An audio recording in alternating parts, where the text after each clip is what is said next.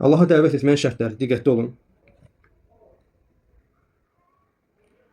Allaha dəvət etməyin şərtlərinin birincisi qardaşlar. Dəvət edənin hökmlərdə elmli olması. Bu mutlaq şərtdir qardaşlar. Dəvət edənin elmli olması. Tamam? Hökmlərdə elmli olması. Məsələn, sən dəvət etdiyin şeydə elm sahibisən. Bilirsən nəyə dəvət edirsən. Yaxşı? Yusuf surəsi 108-ci ayədə Allah Teala buyurur. Qul hadihi səbili. De ki, qul hadihi səbili. De ki, bu mənim yolumdur. Əd'u ilallah. Allaha çağırırıq. Nəyinə? Alə basiratin. Bəsirət üzərində. Bəsirət burada nəyə işarədir? Yəni elmə işarədir qardaşlar. Yəni bu mənim yolumdur və elm üzərində Allaha çağırıram. Ənə və mən ittəbə'ani. Mən və mənə tabi olanlar. Və subhanallahi və mə ənə minəl müşrikin. Allah Teala pak və müqəddəsdir və mən müşriklərdən deyiləm. Və bu da elm üzərində dəvətin dəlilidir. Birinci şərt. Mutlaq şəkildə elm olmalıdır. Baxın, elə bu şərti götürsən. Onda bugün belə çıxır ki, o sosial şəbəkələrdə dəvətə həris olan insanların yarısından çoxu gərək nə olsun, isqat olsun. Çünki birinci dəvətin şərti elə hasil olmur. Allah müstəhan. Sən bu şərtlər əgər bu deməkdir ki, əgər bu şərtlər hasil olmasa qardaşlar, sənə şəriət icazə vermir Allaha dəvət eləməyə. Doğru dildə desək, sənə qardaş əhliyyət yoxdur. Sənə icazə yoxdur ki, sən Allahın dinindən danışasan. Sən danışa bilərsən öz əhlinə, öz ailənə, öz yoldaşına, öz qardaşına, izah eləyə bilərsən nəysə, namazı ümumi şeylərdən, bildiyin şeylərdən eləyə bilərsən. Amma sən kütlə arasına çıxıb Allah və Rasulunun dinindən danışmağa sənin səlahiyyətin yoxdur qardaş. Birinci şərtə görə elm olmalıdır mütləq şəkildə. Aydındır? Sən bu dini, Allah və Rasulunun dinini təmsil edirsən. Zənn üzərində yox, cəhalət üzərində yox, öz bildiyinə, ağılına gələni din adı ilə danışmaq yox. Məsələn, o anda sanki ona ilham gəlir. Şübhəsiz ki, bu ilham Allahdan deyil, şeytandandır qardaşlar. Aydındır? Məsələn, ağılına gəlir o anda, sual verilir. Məsələn, deyir ki, fətva dəlili bilmir axı. Məsələ hardadır bilmir. Adam fətva verir, danışır. O özü də bilir ki, o bilmir. Aydındır? Amma danışır. Çünki desə ki, bilmir, biabırçılıq axı. Kim buna qulaq asacaq? Kim bunu dinləyəcək? Nəfsinin ona qalib üstün gəlməsi ilə o fətva verir. Hətta qardaşlar, onun dediyi əsli o dinin içərisində olsa da, doğru danışmış olsa da o yalancıdır. Niyə görə? Səhv etmirəmsə, İmam Əhməd Rahiməhullah deyir ki, kim yalanı qəsd etmədən elmsiz danışsa belə o yalancıdır.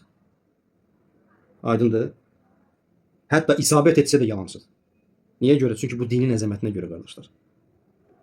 Bugün görürsən ki, həkim, müəllim, usta, hər kəs dindən danışır. Heç kəs onların vəzifəsindən danışmır amma, elmsiz şəkildə.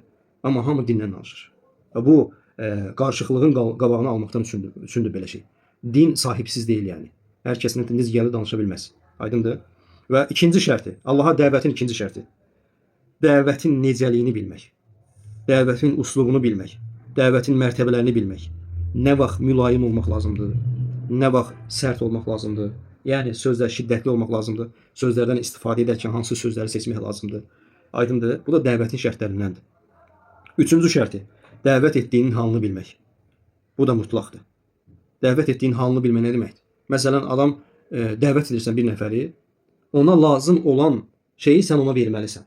Bilməlisən ki, əvvəlcədən sən ona nə lazımdır qardaş? Ona nə lazımdır?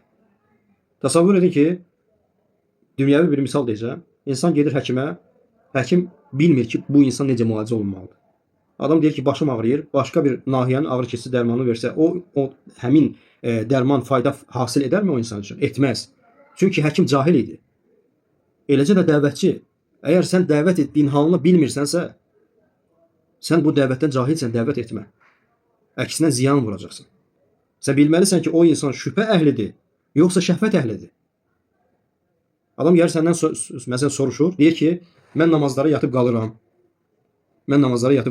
Sən buna danışsan ki, falan bidət əhli belə, yəni şübhələrdən buna cavablar versən. Bu bunun üçün fayda, hikmət deyil, bu yerində deyil. Aydındır qardaşlar? Lakin sən buna nə cəhətdən yanaşmalısan?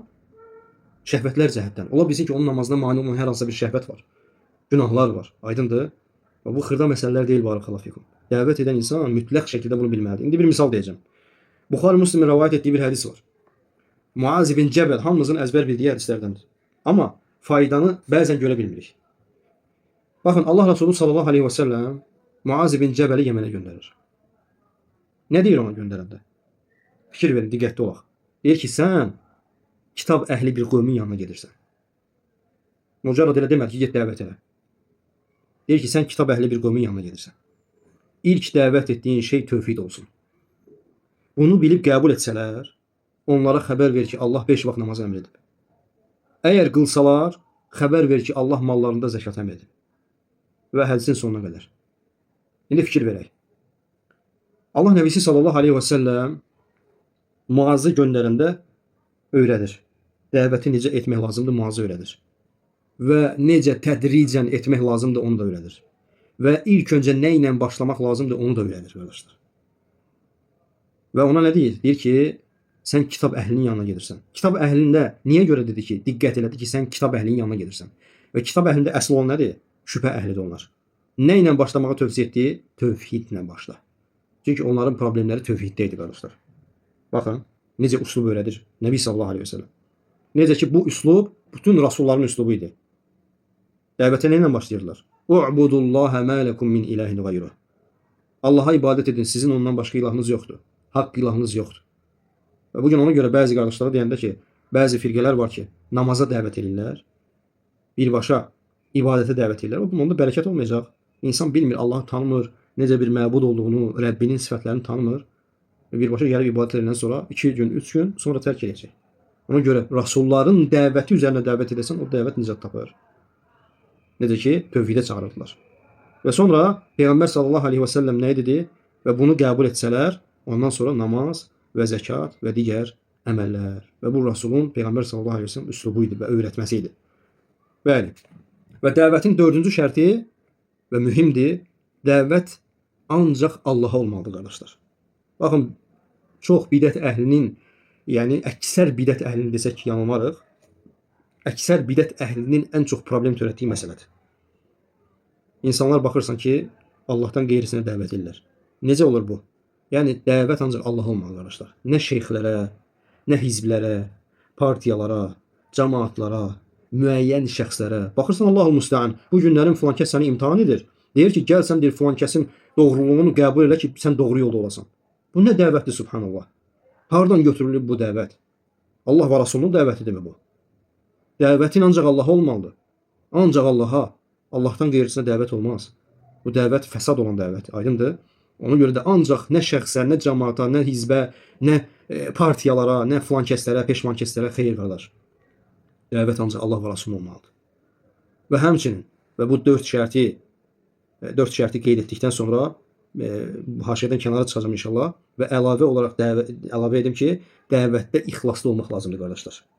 Ən mühimlərindən biridir. Baxın, nə mala görə, nə mülkə görə, nə ad, nə tərif. Bunları buraxın.